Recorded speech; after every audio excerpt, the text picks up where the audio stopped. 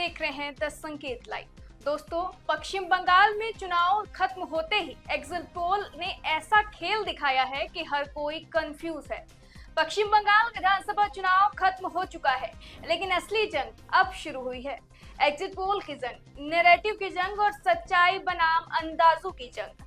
तो चलिए शुरुआत करते हैं उस सवाल से जो हर किसी के दिमाग में है कि बंगाल में सत्ता बदलेगी या ममता बनर्जी एक बार फिर अपना किला बचा लेंगी।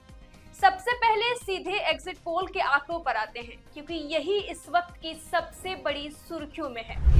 कुछ सर्वे साफ तौर पर दिखा रहे हैं कि तृणमूल कांग्रेस यानी टीएमसी को 195 से 205 सीटें मिल सकती हैं, जो कि एक मजबूत और निर्णायक जीत का संकेत है। वहीं बीजेपी को 80 से 90 सीटें तक सीमित बताया जा रहा है। कांग्रेस 1 से 3 सीटों पर और वामपंथी दल लगभग खत्म होते दिख रहे हैं। यानी एक तस्वीर यह कहती है कि ममता बनर्जी की वापसी लगभग तय है, लेकिन यहीं से कहानी पलट जाती है, क्योंकि दूसरी तरफ कई बड़े एग्जिट पोल जैसे चाणक्य स्ट्रेटजी, मैट्रिज, पी मार्क और पोल डायरी बीजेपी को बढ़त देते नजर आ रहे हैं। कुछ सर्वे तो बीजेपी को 150 से 175 सीट तक दे रहे हैं, यानी साफ तौर पर बहुमत और सरकार बनती हुई दिख रही है। अब सोचिए, एक तरफ टीएमसी की बम्पर जीत है तो दूसरी तरफ बीजेपी की संभावित सरकार, दोनों एक साथ कैसे सच हो सकते हैं? यही इस चुनाव का सबसे बड़ा सस्पेंस है। चाणक्य स्ट्रेटजी के मुताबिक बीजेपी को 150 से 160 सीटें मिल रही हैं और टीएमसी को 130 से 140 पर सिमट सकती है। वहीं मैट्रिक्स के सर्वे में बीजेपी 146 से 161 सीटों के साथ आगे दिखाई गई है और टीएमसी को 125 से 140 सीटों के बीच बताई गई है। इसके अलावा P mark exit poll BJP को 150 से 175 सीटें देता है, जबकि टीएमसी को 118 से 138 सीटें मिलने का अनुमान है। पोल डायरी के मुताबिक भी बीजेपी 142 से 171 सीटों के साथ बढ़त में है, वहीं टीएमसी 99 से 160 सीटों के बीच रह सकती है।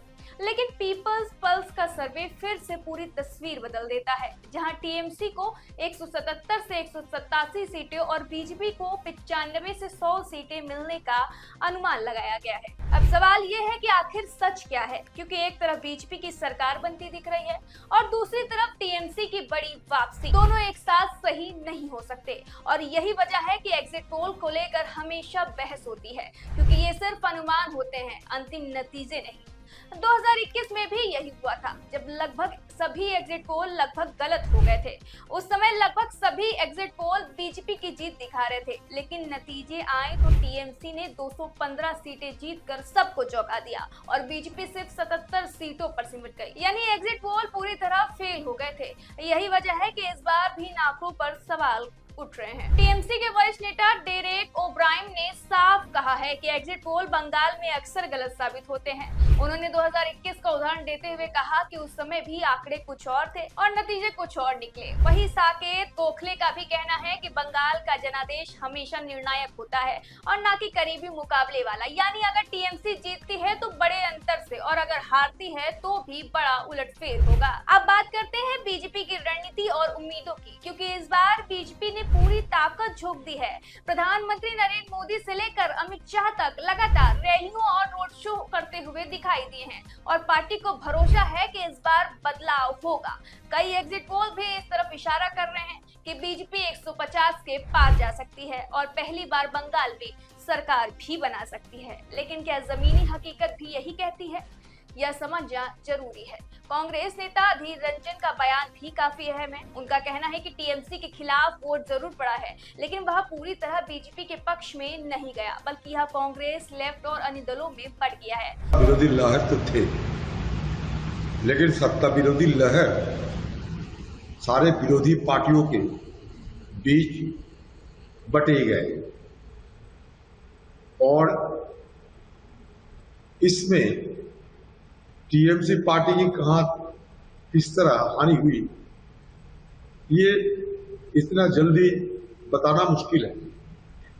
लेकिन ये बात बिल्कुल साफ है, ये टीएमसी पार्टी के खिलाफ ज्यादा से ज्यादा, बहुत ज्यादा वोट आप लोगों ने डाले, लेकिन ये सारे वोट विपक्षी पार्टी की भीतर सारे बढ़ चुके हैं।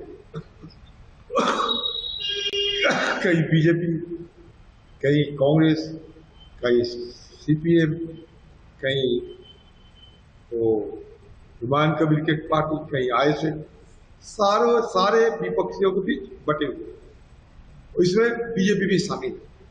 लेकिन विपक्षियों के अंदर भी बीजेपी पार्टी ये ज्यादा इनको पास वोट जाएगा, ये मेरा मानना है। अगर हमें इंतजार करना पड़ेगा, क्योंकि इतना जल्दी हम सारे कुछ बयान नहीं कर सकते। यानी एंटी इंकम्बेंसी तो है, लेकिन वह एक दिशा में नहीं गई है और यही फैक्टर रिजल्ट को अनिश्चित बना रहा है। अब जरा इस चुनाव के आंकड़े को और गहराई से समझते हैं। पश्चिम बंगाल में कुल 294 सीटें हैं और बहुमत के लिए 148 सीटें की जरूरत है। अब अगर हम एग्जिट पोल देखें तो लगभग हर सर्वे 148 के आसपास का खेल दिखा रहा है, यानी मामूली अंतर भी सरकार को बदल सकता है। अब एक बड़ा फैक्टर है वोटिंग प्रतिशत। पहले चरण में 93% से ज्यादा और दूसरे चरण में लगभग 90% मतदान हुआ है, जो कि बेहद ज्यादा है। आमतौर पर इतनी ज्यादा वोटिंग का मतलब होता है कि जनता में बदलाव की इच्छा है, लेकिन यह बदलाव किसके पक्ष में जाएगा, यह सबसे बड़ा सवाल है। अब यहाँ एक अहम सवाल उठता है कि आखिर एग्जिट पोल इतने अलग अलग क्यों है? इसका जवाब है सैंपलिंग और मेथोलॉजी। हर एजेंसी का अपना तरीका होता है। बंगाल जैसे राज्य में जहां क्षेत्रीय और सामाजिक समीकरण बेहद जटिल है, वहां सही अनुमान लगाना आसान नहीं होता। यही वजह है कि कभी कभी एग्जिट पोल पूरी तरह फेल हो जाते हैं।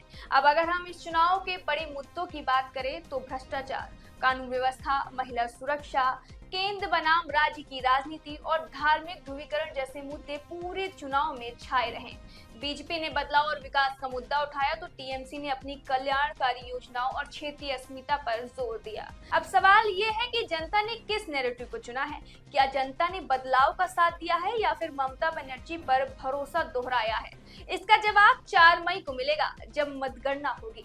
लेकिन उससे पहले आपको एक और महत्वपूर्ण बात समझानी होगी कि एग्जिट पोल सिर्फ अनुमान होते हैं या अंतिम सत्य नहीं होते हैं। 2021 इसका सबसे बड़ा उदाहरण है, इसलिए इस बार भी इन पर पूरी तरह भरोसा करना जोखिम भरा हो सकता है। आपके हिसाब से इस बार बंगाल में कौन जीत रहा है, बीजेपी या टीएमसी? अपनी राय कमेंट बॉक्स में जरूर बताएं।